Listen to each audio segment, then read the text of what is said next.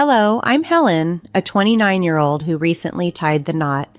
My husband, Bobby, who is 31, works as an office employee. Our story takes a turn when, without prior discussion, Bobby decides to have his younger sister, Doris, move into our newly acquired home. This home, valued at $500,000, was specially designed for us as newlyweds. From the time of our engagement, Bobby and I were deeply involved in every detail of our home's design and furnishings, eagerly planning to settle in right after our marriage. Upon moving in, I was taken aback by the unexpectedly large quantity of Bobby's belongings. Puzzled, I questioned him. "Bobby, is there enough room for all this stuff? It seems like quite a lot." He casually dropped a bombshell. "Oh, did I not mention? Doris is moving in with us." I was utterly surprised and asked, "Why would Doris move in now? We just got married." Bobby dismissed my concerns, asserting, "It's no big deal. Doris is family too, and it shouldn't be a problem for all of us to live together. She wants to stay in the new house." I objected, stressing the lack of prior discussion, but Bobby ignored my concerns and continued unpacking. His attitude escalated to the point where he exclaimed, "If you don't like it, you can leave. I've already decided Doris is staying, so stop complaining." I was far from convinced and threatened to call my brother for support. Fearing the confrontation, Bobby quickly backtracked. "Wait, don't call him. Look, Doris won't be here forever. She just needs a place to stay until she finds a job and her place. Can you understand that?" Reluctantly, I agreed, and when I proposed, "Okay, but can Doris stay in the guest room?" Bobby hesitated and then muttered, yeah," though his uncertainty was apparent. After moving Doris's belongings into the guest room, following a chaotic day of unpacking, we were celebrating our move with a toast when the doorbell rang late at night. Curious, Bobby rushed to answer. To my dismay, it was Doris. As I lingered in the kitchen, dressed for bed and not in the mood for visitors, Bobby called out, "Hey Helen, Doris is here." Trying to mask my annoyance, I greeted her. "Welcome, Doris. What brings you here so late?" Doris boldly replied, "Can't I come home whenever I want now? Show me my spacious room, big bro." She followed Bobby to the guest room, only to immediately protest. "This isn't the right room. You said it was larger, didn't you?" She then stormed upstairs, searching for another room. Following them, I was horrified to find Doris claiming my designated workroom as hers. I couldn't contain my frustration and raised my voice. "This is my workroom. It can't be your room." Yet, Bobby interjected, "Why not make this Doris's room?" The situation was spiraling, challenging the very sanctity of our new marriage and home. I held my ground firmly. No way. Then, trying to find a compromise, I suggested the room next door, Bobby's designated workspace, which was also quite spacious. I motioned toward it, but Bobby was visibly distressed. "Not that room. I've been looking forward to using it. I even picked out the wallpaper myself. No way." The only alternative seemed to be the future children's room, which we were currently using as a guest room. Doris, still dissatisfied, snapped at me. "You're quite insolent, aren't you? Not listening to the head of the household. Pretty cheeky for someone who relies on him for meals." Exhausted and disheartened by her accusation, I thought to myself, who's the real freeloader here? I retreated to the living room to continue my solo celebration of our move.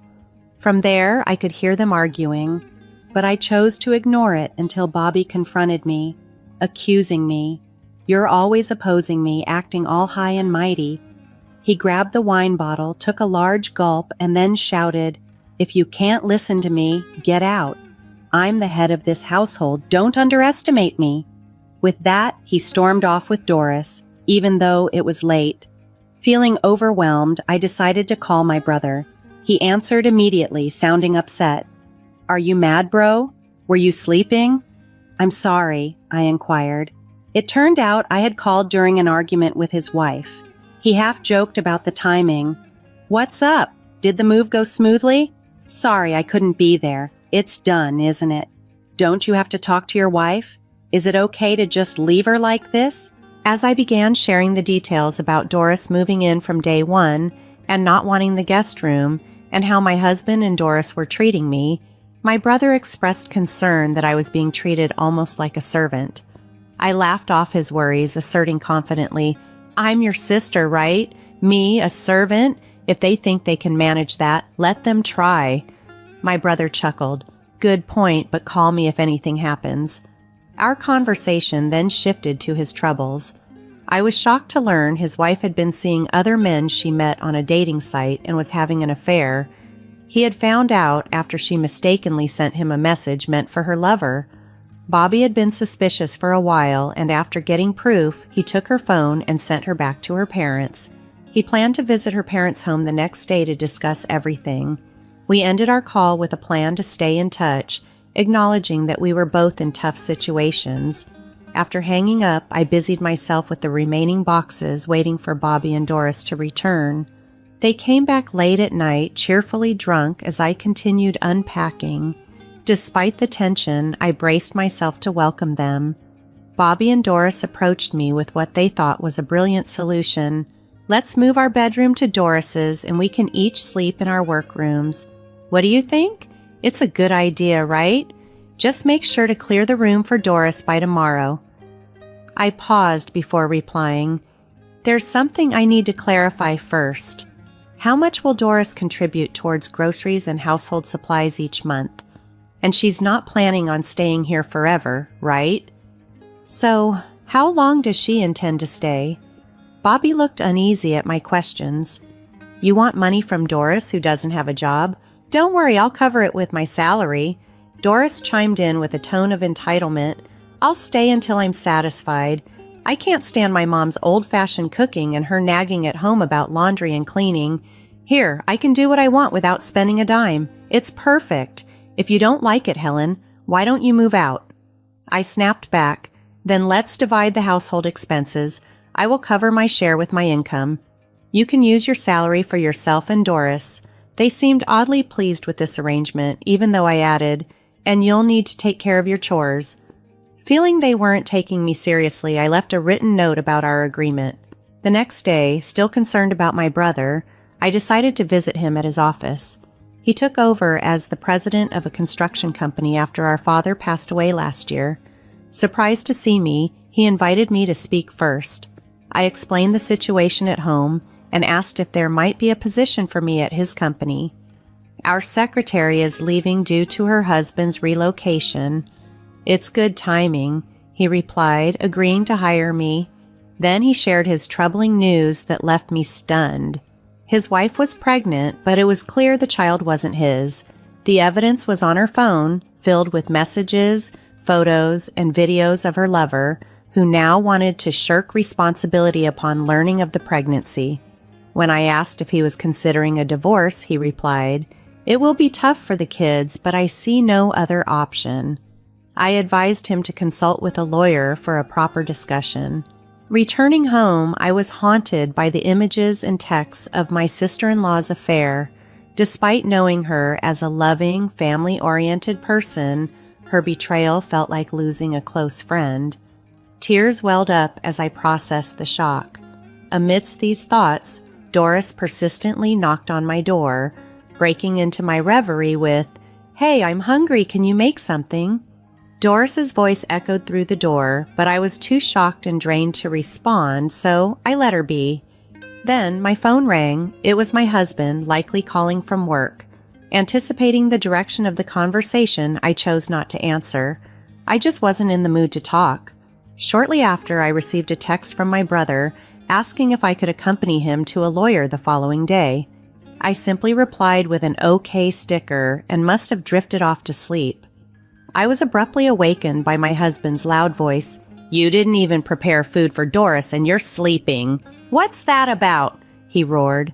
Without a word, I just held up a written pledge we had made, signaling him to read it. Realizing the situation, he told Doris, "Let's let her sleep today. She seems off. We can talk about this tomorrow." "I'm not sick, just tired of this," I mumbled, rolling over to sleep again. The next morning, I quietly left the house without waking my husband and headed to my brother's place. He looked like he hadn't slept at all, with bloodshot eyes. Before anything, I helped get his kids ready and took them to kindergarten. During the drive, they shared that their parents had argued and their mom had left the house. Mommy was the bad one. She left us at home and went out. We cried because we were left alone, so Daddy got angry, they said innocently. I reassured them, if you're lonely, call Auntie, okay? Their cheerful yay made it clear they weren't too sad about their mom's absence. After dropping off the children, my brother and I went to see the lawyer. The lawyer confirmed that the evidence on my sister-in-law's phone, photos, videos, and messages, was more than sufficient for a divorce case and to argue for parental rights. After my brother shared his story, I also got a chance to discuss my situation. The lawyer offered some advice, and my brother dropped me back home afterward. He mentioned he'd be gathering the family later to discuss the divorce. If anything happens, give us a call.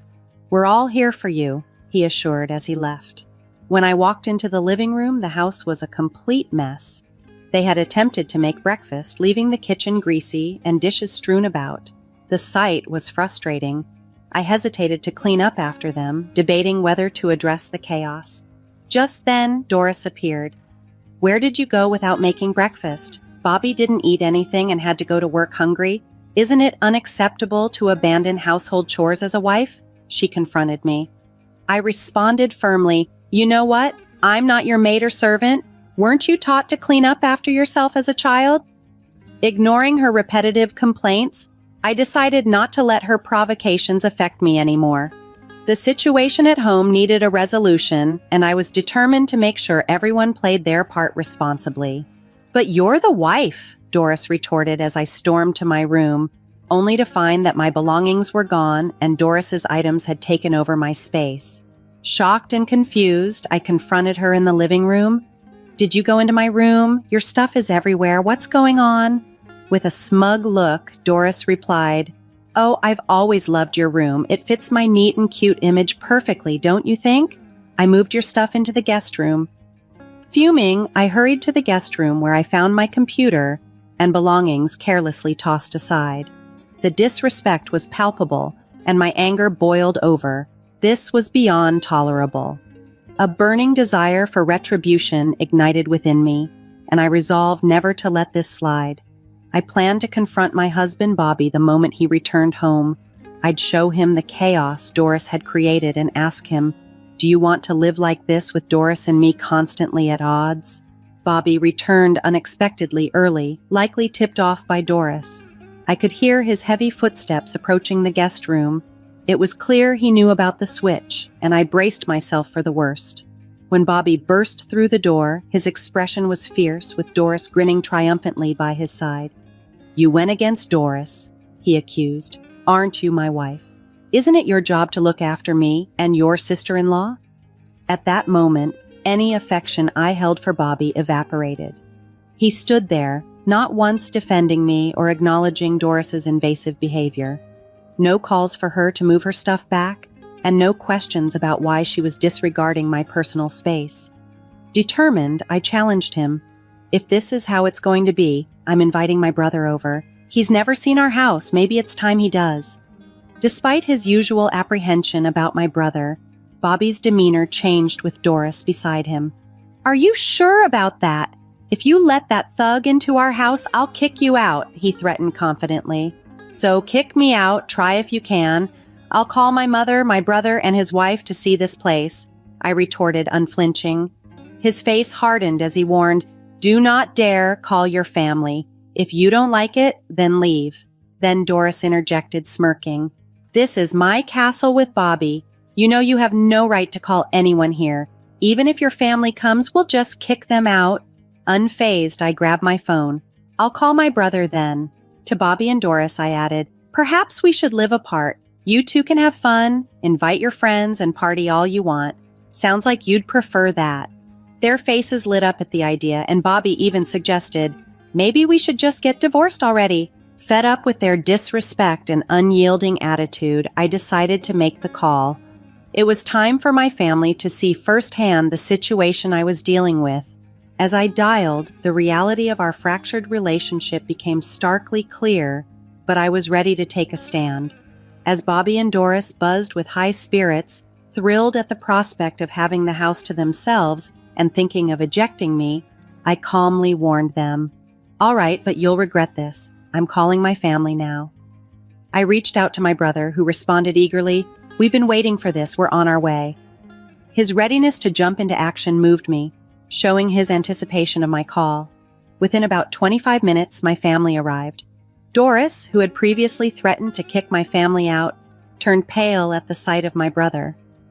"Oh, Doris, I thought you were going to kick out my family when they arrived," I remarked. She could only shake her head weakly in response. Seeing Doris so subdued, Bobby also seemed to shrink back in fear. My brother, a former judo competitor with a national ranking until a knee injury in college, stood imposingly over 6 feet tall with a buzz cut, now coaching at a local boys' club. My younger brother, also a judo practitioner, mirrored his appearance. They had both been at the wedding, memorable figures in their own right. "Huh, we're getting kicked out by who? Isn't it you guys who are leaving?" My elder brother laughed, to which Doris tried to muster some bravado. "Yeah, my brother is divorcing his useless wife now? Please leave." My younger brother retorted, "What? You guys are the ones leaving, aren't you?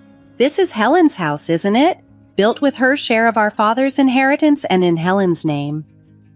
While this unfolded, my mother began tidying up the kitchen and remarked, "Oh dear, what a mess." Then, calling out to my brothers, she said, "Don't drag out the conversation, get to the point already." Taking her cue, my brothers turned to me, instructing, "Another person is coming, let them in when they arrive," while gesturing for Bobby and Doris to sit down. "We have 2 matters to discuss today. The first is that we need you to leave," he told my husband and Doris. When Doris incredulously asked if it was true this house belonged to me, Bobby started to falter. "Well, I was talking to the contractors about the interior and stuff, so I thought it was my house, but maybe it's not. But I'm the head of the household, right?" It was clear he had misconstrued being the head of the household as ownership, without considering the source of the funds. "You know that being the head of the household and being the owner of the house are 2 different things, right?" was the reply, leaving Bobby speechless.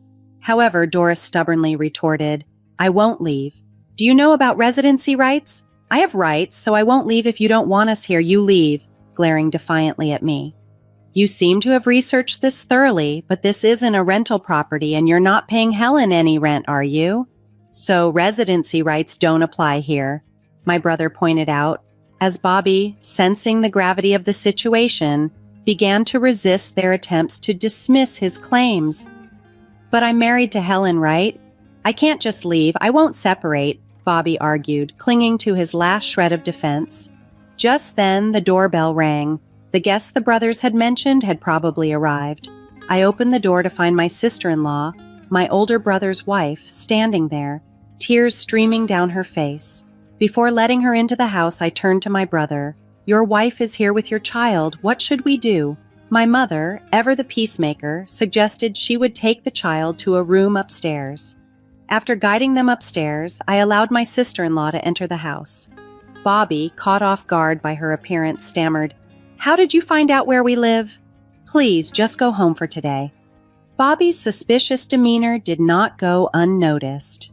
My elder brother stepped in, his voice heavy with disdain.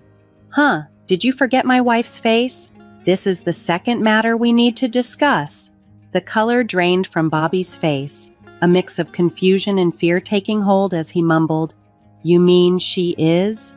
It seemed Bobby hadn't realized she was my brother's wife. In a panic, he looked like he was about to flee but was rooted to the spot. My brother, holding up evidence of the affair, confronted him.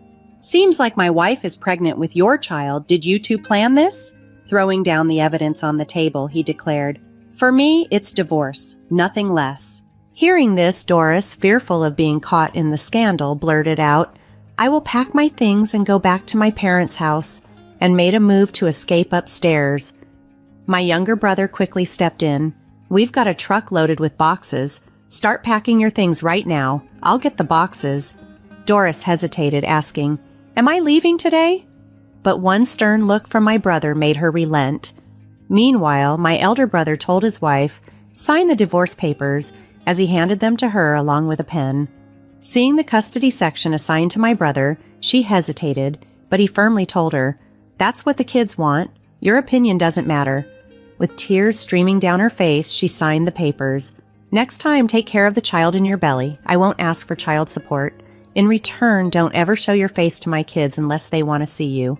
I won't stop them when they grow up," he stated as she apologized to him on her knees. Watching this unfold, I realized the depth of pain my brother had been bearing. Then the focus shifted to me. "So, Helen, what are you going to do?" my elder brother asked. I responded without hesitation. "I choose divorce too. I want him out of my house as soon as possible." At this, Bobby dropped to his knees begging, "I don't want a divorce. Please forgive me. I beg you."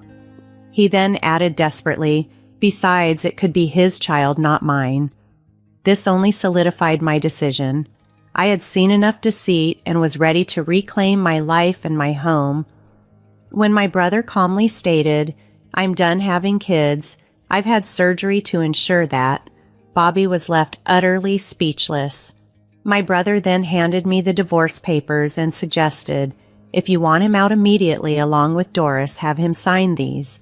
I directed my husband to sign the papers, and without much hesitation, perhaps realizing there was no escape from the mess he'd created, he did. After he signed, I presented him and Doris with pledge documents my lawyer had prepared. These documents required them to compensate for the damages they had caused in the house, amounting to roughly $50,000, and to agree never to enter my house again. Bobby, under the stern gaze of my brother, hesitantly signed the pledge. His shoulders slumped as he began to trudge upstairs to pack his belongings. Meanwhile, my brother, with a hint of irony, mentioned, "Oh, I got a marriage license for you guys when I picked up the divorce papers." He handed it to his wife, who, without a second thought, signed it and pushed it towards Bobby. "Sign it quickly. You've messed up my life, so you have to take responsibility. I'm having this baby. You can't just walk away." With a desperate look, Bobby signed the document, sobbing, "Just do whatever you want." My brother, not yet done, pressed Bobby, "Hey, you won't say anything unless I ask, huh? Don't you have anything to say to me?" This prompted a profuse apology from Bobby, his remorse palpable as he nearly bowed to the floor. We all worked quickly to pack Bobby's and Doris's belongings into boxes, loading them onto a waiting truck, which then transported everything to their parents' house. Thus, my brief married life came to an abrupt but decisive end. As I contemplated living alone in the big house, my mother proposed selling her house to move in with my younger brother. My older brother decided to sell his house as well and move in with his 4 children. They planned to buy my house with the proceeds from selling their homes, suggesting lightheartedly, "Why not build a new house when you get married next time?" But I insisted, "I'm good with an apartment." Together, we got a dog that the kids had always wanted, and despite the house's history of unhappy memories, we were building a life full of laughter and happiness. Meanwhile, my ex-husband married my former sister-in-law 8 months later and moved in with her at his parents' house. He found himself working tirelessly to pay for the damages they caused to my house. Doris, treating her new sister-in-law like a maid, pushed her to a breaking point, causing her to lose her mental balance. Unable to tolerate seeing her daughter in such a state, Doris's mother eventually kicked her out. Desperate, Doris reached out to my ex-husband for help, but he coldly blamed her, saying, "If you hadn't moved in, we'd still be living in that mansion." Doris ended up alone, isolated, with no one on her side, a stark contrast to the new beginning and familial unity I found with my family.